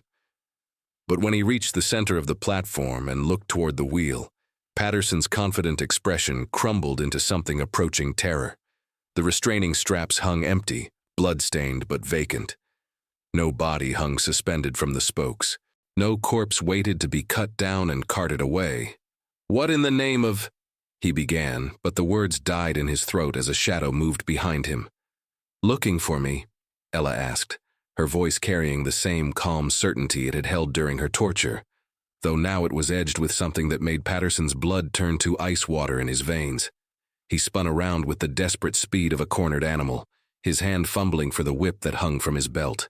But Ella had anticipated this reaction, planned for it, prepared for every possible variation of this moment. Her right arm, the only limb that still functioned properly, swept out in a precise arc, striking Patterson's wrist with enough force to send his weapon spinning away across the platform. "How?" Patterson gasped, staring at the woman who should have been dead hours ago. "You can't be alive. Nobody survives what I did to you. Nobody." "You broke my bones," Ella replied, taking a careful step forward despite the agony that movement cost her. "But you never understood what holds a person together. You never learned the difference between breaking a body and breaking a soul." Patterson backed toward the edge of the platform, his pale eyes wide with something he'd never felt during all his years of inflicting terror on others. For the first time in his life, he was the one who felt helpless, the one who faced an opponent who seemed to operate by different rules than those he understood. "The wheel," Ella continued, gesturing with her good arm toward the mechanism that had defined both their lives in such different ways. "You used it to teach lessons about power, about who belongs on top and who belongs on the bottom, about what happens when property forgets its place." She paused, studying Patterson's terrified face with the same intensity she'd once brought to examining the wheel's construction. "But you never asked what it might teach about justice, about consequences, about what happens when the tables turn." "You're insane," Patterson whispered, though his voice cracked like a boy's as he spoke. "Nigger, you're talking crazy.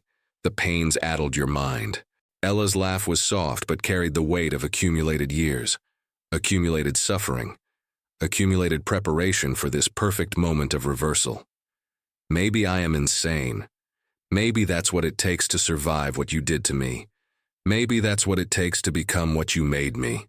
With movements that seemed impossible given the extent of her injuries, Ella maneuvered Patterson toward the wheel with the skill of a sheepdog herding livestock. He tried to resist, tried to push past her, but found his path blocked at every turn by someone who seemed to anticipate his every desperate gambit. "Please," he said finally, the word falling from his lips like something foul he needed to spit out. "I was just following orders, just doing what Master William told me to do. I never meant you no personal harm." "Personal harm?" Ella repeated, her voice rich with dark amusement. "You broke 57 of my bones yesterday.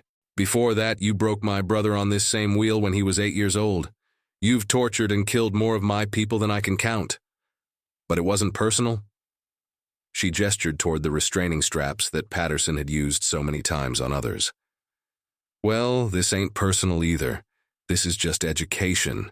This is just showing you what your own wheel can teach when it serves a different teacher."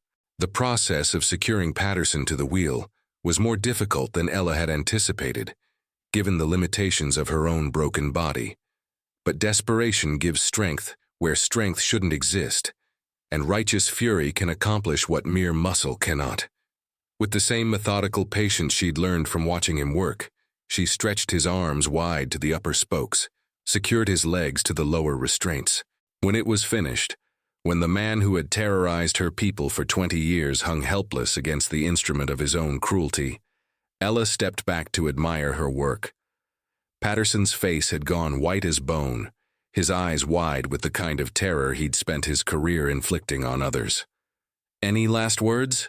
she asked, echoing the question he'd posed to countless victims over the years. Patterson's mouth moved, but no sound emerged. He who had been so eloquent in describing others' failures and weaknesses found himself speechless when facing his own reckoning. "No?" Ella asked with mock concern. "Nothing to say about power? Nothing to teach about keeping folks in their proper place? Well, that's all right. The wheel's got its own lessons to share." As her hand found the control mechanism and she felt the wheel's familiar resistance to her touch, Ella spoke the words she'd been saving for 15 years. "This is for Joseph. This is for Samuel. This is for every soul you broke on this devil's contraption." The wheel began to turn, and for the first time in its bloody history, it turned in the service of justice rather than oppression, operated by hands that understood its true purpose, guided by a will that had been forged in the fire of suffering and tempered in the cold water of patient revenge. Patterson's first scream echoed across the plantation like a church bell, calling the faithful to witness a miracle they'd never dared to dream possible. The wheel was learning new lessons, and the teacher was just getting started. Listen now, children of memory, 'cause what happened next shook the very foundations of that plantation like an earthquake born from the accumulated rage of generations. The sound of Patterson's screaming carried across the red clay earth like a herald announcing the end of one world and the beginning of another. Every soul within a mile of that wheel heard his cries, and those who'd suffered under his whip for 20 years felt something stir in their chests that they'd thought was dead forever.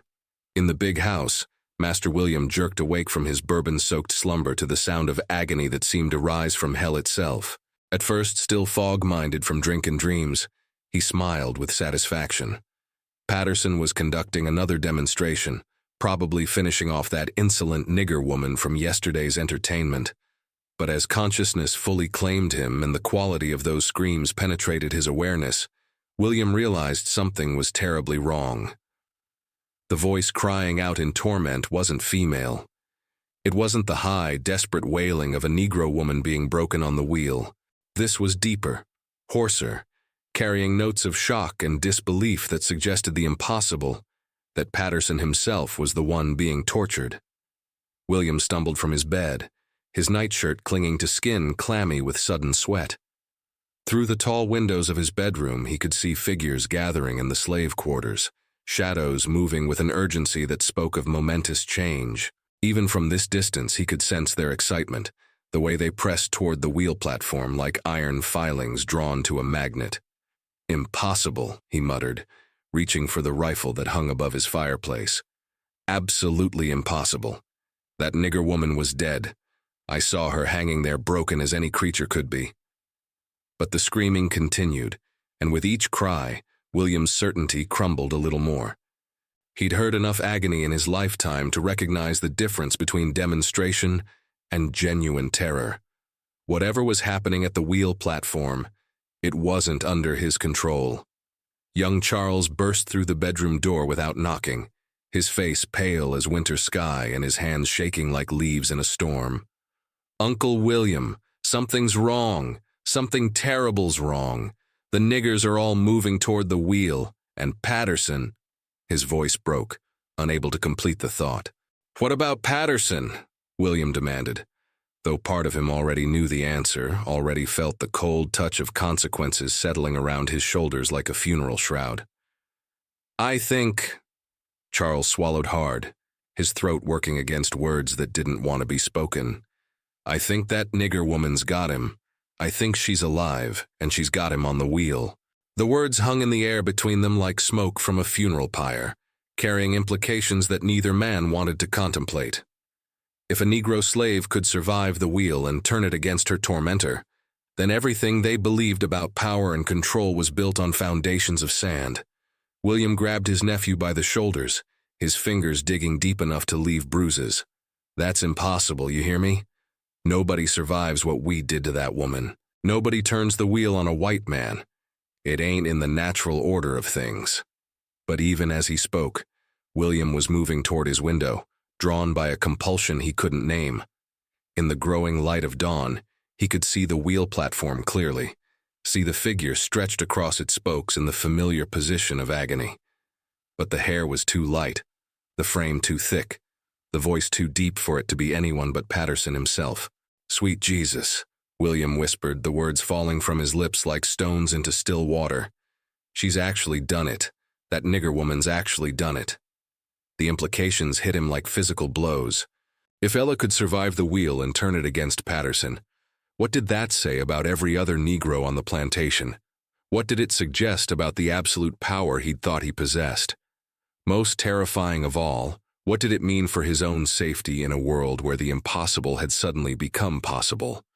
Charles was babbling now, his words tumbling over each other in panicked confusion. "We have to do something. We have to stop her, get the dogs, get the other overseers. We can't let a nigger—" "Shut your mouth," William snarled, his mind racing through possibilities and consequences. "You think I can ride down there with dogs and guns? You think I can explain to the other planners how my dead nigger slave came back to life and captured my overseer? You think that story's gonna help my reputation in the county?" The truth was that William had no good options. If he tried to rescue Patterson by force, he'd have to acknowledge that a Negro woman had defeated his overseer in single combat, an admission that would destroy his standing among his peers. If he let events continue, he'd lose the man who'd enforced his will for 20 years. Either choice left him weakened, vulnerable, exposed as something less than the absolute master he'd claimed to be. Outside, the slave quarters had come fully alive, figures moving through the gray dawn light with purpose and excitement. They weren't fleeing or cowering as they usually did when violence erupted near the wheel. Instead, they were gathering, pressing closer, drawn by the magnetic pull of witnessing power turned upside down.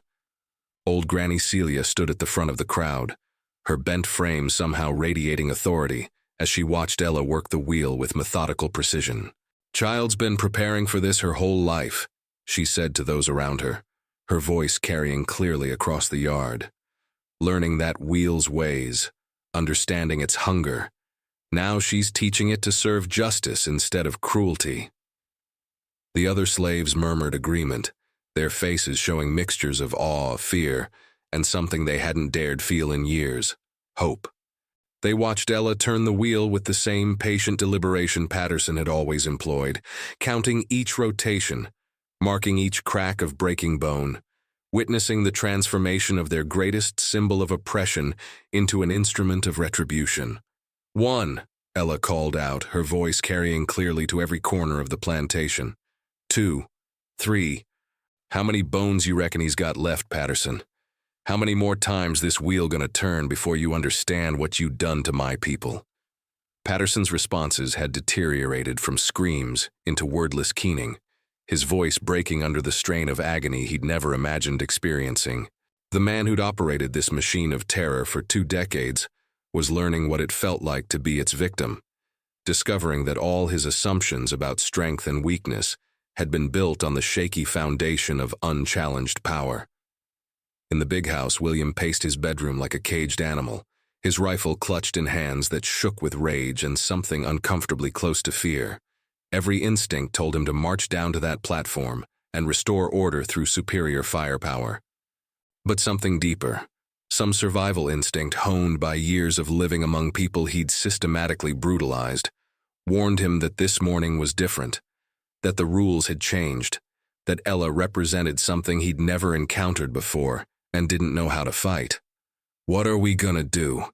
Charles whimpered, his earlier bravado completely evaporated. "We can't just let her." "We're gonna wait," William said finally, the words tasting like poison in his mouth. "We're gonna wait and see what happens, and then we're gonna figure out how to explain this to folks who ain't gonna believe it anyway." Outside, the wheel continued its relentless rotation, each turn bringing Patterson closer to the understanding that had eluded him throughout his career of cruelty. The sound of breaking bones mixed with the murmur of voices from the quarters, creating a symphony that spoke of justice delayed but not denied, of accounts being settled after decades of accumulating debt. Ella worked the wheel with the same methodical patience she'd learned from watching him, demonstrating that some lessons, once taught, could be turned against their teachers with devastating effect. The woman who'd been property yesterday was master today, and the wheel that had broken so many of her people was finally serving the cause of memory and retribution. The sun rose higher, painting the plantation in shades of gold and crimson that seemed appropriate for a day when everything familiar was being transformed into something new and terrible. In that light, Ella looked less like a broken slave and more like an instrument of divine justice, a force of nature that had taken human form to balance scales that had been weighted wrong for far too long. Patterson's voice had faded to whispers now, but the wheel continued to turn, and with each rotation, the old order died a little more, replaced by something that the big house had never imagined and could never control. Now hear me true, children of the long suffering, 'cause what happened next carved itself into the memory of that plantation deeper than any branding iron ever marked human flesh. The wheel that had served cruelty for so long was finally learning to serve something greater. Not just revenge, though revenge was part of it, but memory itself. Every turn of those ancient spokes was writing history in a language that couldn't be erased, telling stories that the white folks' books would never record. Patterson's voice had dwindled to broken whispers, but Ella kept the count going with the precision of a woman who understood that numbers mattered.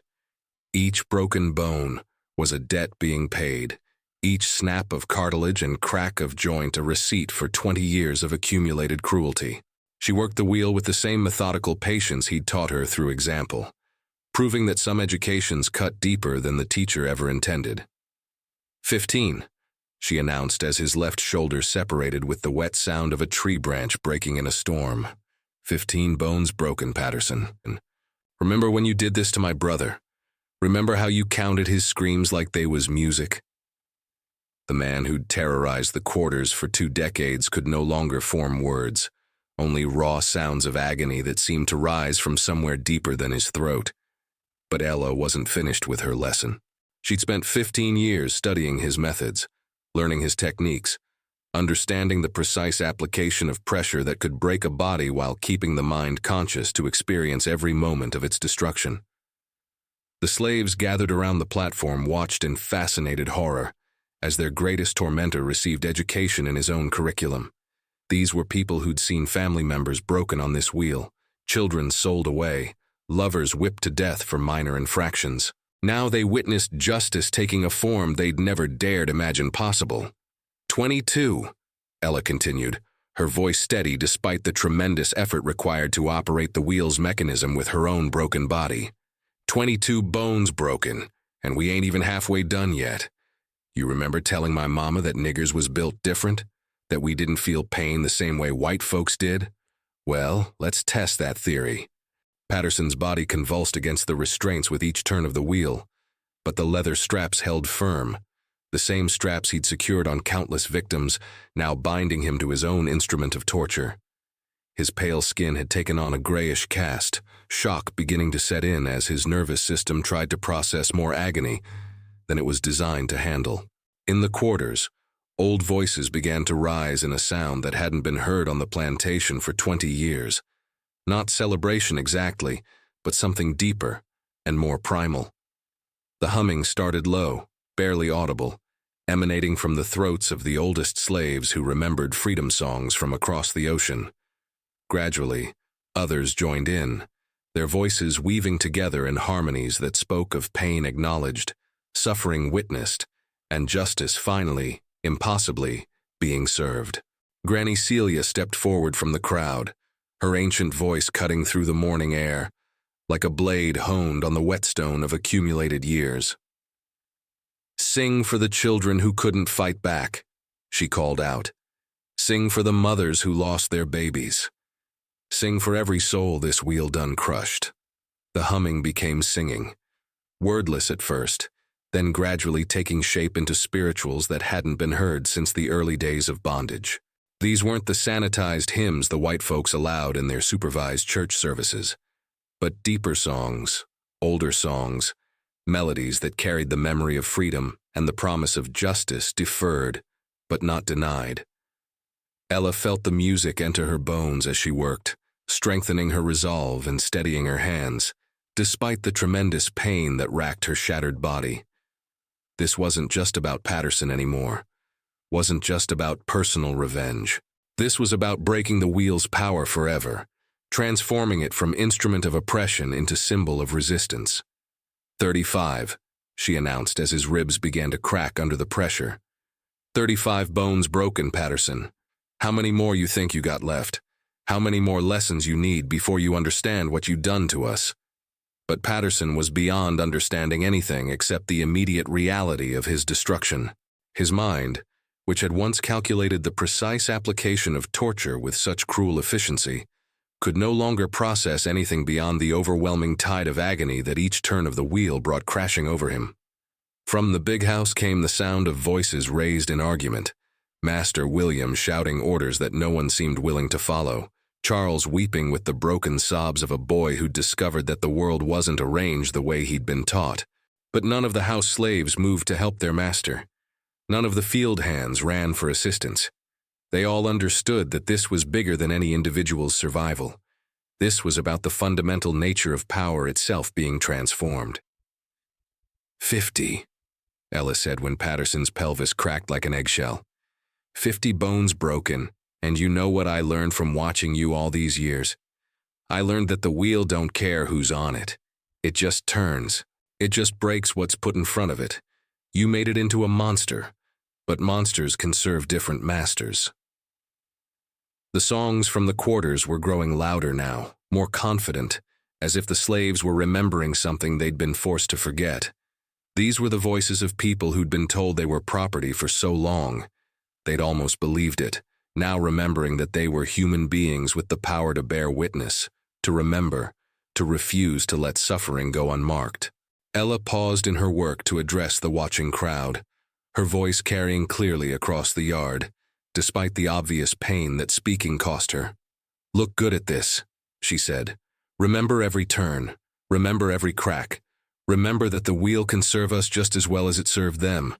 Remember that monsters can be tamed if you understand how they work. She turned back to Patterson, whose body now hung at impossible angles from the wheel's spokes. 60, she announced. 60 bones broken? You still with me, Patterson? You still conscious enough to appreciate the education you're getting? The overseer's response was barely human now, just raw sound that spoke of systems shutting down, of a mind retreating from reality too terrible to process. But Ella wasn't finished. She'd counted Joseph's bones as they broke 15 years ago, memorized the number of his suffering. Now she would ensure that Patterson experienced exactly the same education, bone for bone, turn for turn. You know what the difference is between you and my brother? She asked, working the wheel's mechanism with steady pressure. Joseph died believing in something bigger than his own pain. He died knowing he was loved. You're gonna die knowing you spent your life serving nothing but cruelty. You're gonna die knowing that all your power was built on lies. As the wheel continued its relentless rotation, something fundamental was changing in the very air around the plantation. The slaves who'd lived in terror for generations were seeing their greatest symbol of oppression transformed into an instrument of justice. The songs that rose from their throats carried the weight of ancestral memory, of promises kept across generations, of justice delayed but never denied.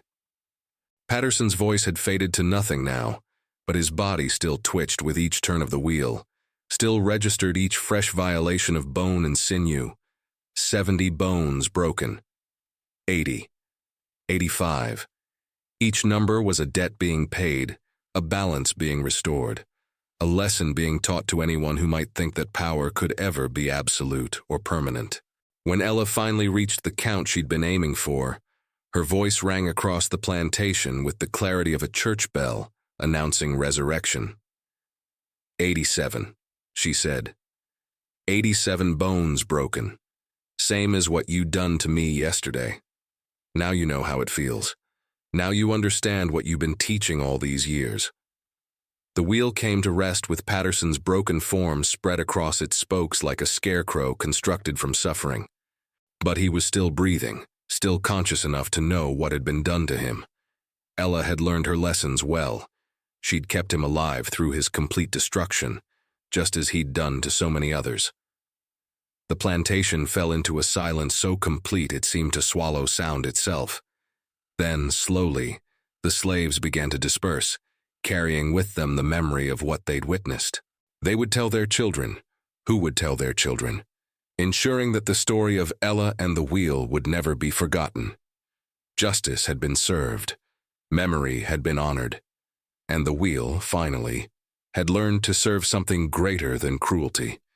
The ending of all things comes quiet sometimes, like dawn breaking over fields that have drunk too much blood, like silence settling over places where screams once echoed daily. In the days that followed Ella's terrible education of Patterson, the Whitmore plantation transformed into something none of its inhabitants recognized.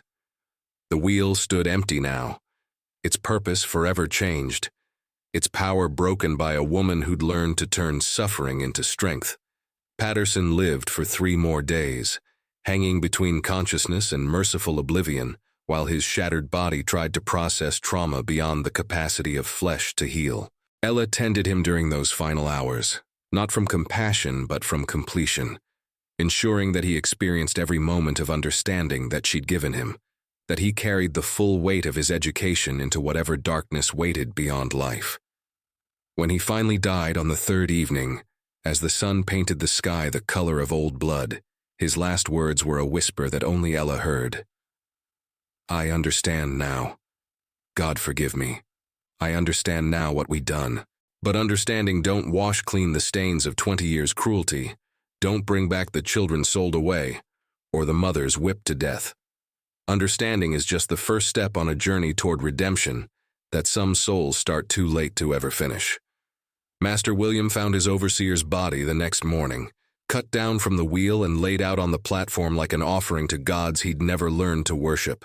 The sight of Patterson's broken form sent him into a rage that lasted hours, but when the fury finally burned itself out, what remained was something colder and more dangerous. The fear of a man who discovered that his power had limits he'd never imagined. He sent riders to neighboring plantations, calling for help to hunt down the nigger woman who'd committed this unthinkable act of rebellion. But when the other planters arrived with their dogs and their guns, they found something that stopped them cold as winter wind. Ella sat beside Patterson's corpse, her own broken body somehow still upright, her dark eyes holding depths that made grown men look away. She made no attempt to flee, made no effort to hide, just sat there like a queen holding court, surrounded by the slaves who'd gathered to witness whatever came next. Her presence radiated something that the white folks had never encountered in a Negro, absolute fearlessness born from the knowledge that she'd already accomplished everything that mattered to her. "Kill her," Charles urged, his voice high and shrill with the hysteria of a boy trying to restore order to a world that no longer made sense. "Shoot her down like the mad dog she is. Make an example that'll keep the others in line." But the planters hesitated, sensing something in the air around the wheel platform that warned against easy solutions. This wasn't just another runaway to be tracked and punished. This was something that threatened the very foundations of their world, something that couldn't be solved with bullets and bloodhounds. Old Colonel Henderson, the most experienced planter in the county, was the first to voice what they were all thinking. "Killing her might just make things worse," he said quietly. "Turn her into a martyr. Give the others ideas about what's possible." "Then what do we do?" Master William demanded. "Let her live after what she's done. Let her walk away free." The answer came not from the white folks' conference, but from Ella herself. Rising from her place beside Patterson's body, moving with the careful deliberation of someone whose bones had been broken, but whose spirit remained intact, she addressed the assembled planters with words that would echo in their memories for the rest of their lives. "I ain't walking away," she said, her voice carrying clearly across the silent yard. "I ain't running. I did what I come here to do, taught the wheel a new lesson, showed it how to serve memory instead of cruelty. Now I'm ready for whatever comes next." What came next was something none of them expected. As Ella spoke, her body began to sway slightly, the tremendous effort required to remain upright finally overwhelming her shattered frame. But instead of collapsing, instead of giving the white folks the satisfaction of seeing her fall, she simply sat back down beside Patterson's corpse and closed her eyes. When they opened again, something had changed. The fierce intelligence that had burned in those dark depths throughout her ordeal was still there, but it was accompanied by something else now, a kind of peaceful completion, as if she'd finished the work she'd been born to do and was ready to rest. "I feel them calling," she said to the slaves who'd pressed closer to hear her final words. "I feel Joseph calling from across the river. Feel Samuel and all the others who went before. They saying it's time to come home." Granny Celia stepped forward from the crowd, her ancient face streaked with tears that carried the salt of generations. "You done good, child," she said softly. "You done what needed doing. You turned that wheel from devil's tool into angel's trumpet. Now rest easy." Ella smiled then, the first genuine smile any of them had seen cross her face in 15 years. "Tell them," she whispered, her voice growing fainter but somehow more powerful. "Tell the children who come after. Tell them the wheel don't always win. Tell them that patience and preparation can turn any weapon against its master. Tell them that justice got a long memory and strong hands when the time is right." As the sun set on that third day, painting the sky in shades of gold and crimson that seemed to speak of endings and beginnings, Ella's breathing grew shallow, then stopped altogether. She died as she had lived those final days, on her own terms, having accomplished what she'd set out to do, leaving behind a legacy that no amount of violence could erase. The planters buried her in the slave cemetery without ceremony, hoping that anonymity might diminish her memory. But they were too late for that. Her story had already taken root in the quarters, spreading from plantation to plantation with the speed of wind-carried seed. Slaves across the county began to whisper her name in the darkness, to tell their children about the woman who'd turned the wheel against its master.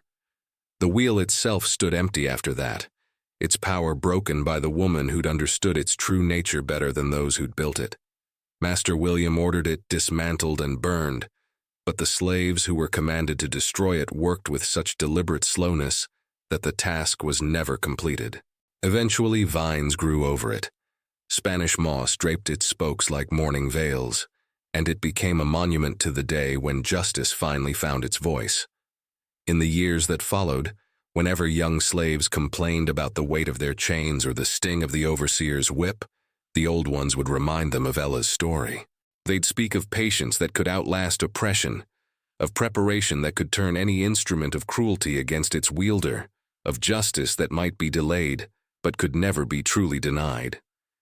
And on quiet nights when the wind blew just right through the ruined spokes of the abandoned wheel, folks swore they could hear her voice still teaching, still reminding, still ensuring that the lessons learned in blood and pain would never be forgotten. The wheel had turned, the debt had been paid, and the memory, Lord have mercy, the memory would live forever. Listen now, you who carry the stories forward. Remember Ella of the bone-breaking wheel, who learned that the instruments of oppression could be transformed into tools of liberation by those patient enough to study their weaknesses and strong enough to act when the moment was right. Remember that justice has its own timing, its own methods, its own terrible and beautiful logic. Who suffered, suffered. Who resisted left memory burning bright. And that memory, child, that memory we guard here, in the souls of slavery.